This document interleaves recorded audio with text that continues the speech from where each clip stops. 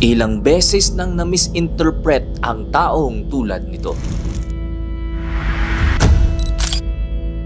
And it's easy for the society to criticize him. But I'm sure madami sa inyo malaki ang epekto ng taong to sa buhay mo. So bakit ko nga ba nasabing pwedeng mabilis mahusgahan ang lalaking tulad niya?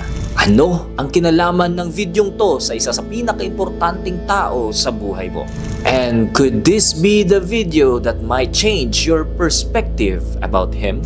Friend, I'm gonna show you a short video, but it could make you realize that this is the misunderstood role of man.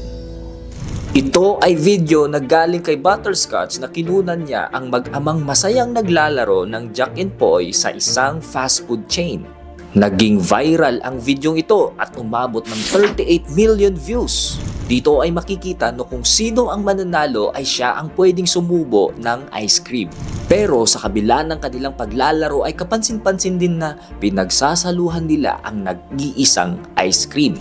Dahil dito ay may mga ibang nagsabing bakit di man lang daw bumili ng dalawa ang tatay para ting-isa sila at di na sila kailangan pang mag-agawan pa.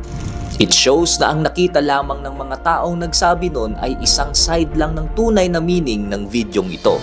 Gayunpaman, mas madami pa rin ang komento na ito ay isang patunay ng unconditional love of a father. At madami sa netizens na naiinggit sila sa bata dahil sa pinakitang pagmamahal ng kanyang tatay. Sabi ni Lynn, sending hugs for everyone who does not feel father's love. Mula naman kay Crush, having father but not having this. Sabi ni Ray, my inner child is so jealous right now. At ang sabi naman ni Rain, money can't buy this happiness. Pero bakit nga ba mas madaming ganito ang nagiging reaksyon ng mga tao tungkol sa kanilang experience sa tatay nila?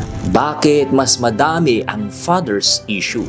Ang ama ang haligi ng tahanan, ika nga nila. Siya ang pundasyon ng pamilya. Nakadepende sa kanya kung magiging matibay o marupok ang pagsasama ng bawat isa sa loob ng tahanan. Base sa pag-aaral, kapag ang isang lalaki daw ay nagsimula ng maging ama, ay magti-trigger ito ng hormonal change. Ibig sabihin, tumataas ang level ng oxytocin o karaniwang tawag ay bonding hormone. Tumataas din ang dopamine at prolactin ng mga lalaki. Kasabay nito ay bumababa ang testosterone ng mga to, kaya mas nagiging gentle at caring sila.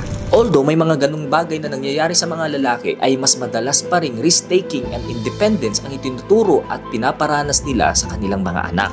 Mas tough and strict compared to mothers. Even in ancient history, ang mga tatay ay madalas di talaga ganon ka-hands-on sa kanilang mga anak. Madalas, nanay ang mga nag-aalaga. Dahil nung unang panahon, trabaho ng tatay ang mag-provide kaya sila ang laging umaalis. But for many generations past, unti-unting dumami na rin ang mga tatay na nagiging hands-on sa anak nila. Now, the question is, why being a father is a complicated role too?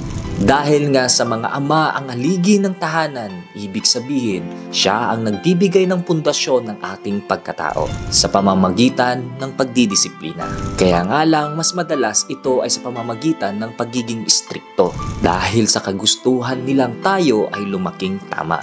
Kahit pa man na sa sobrang caring and loving ng isang tatay, kailangan niyang maging matigas para maituwid ang ating mga pagkakamali.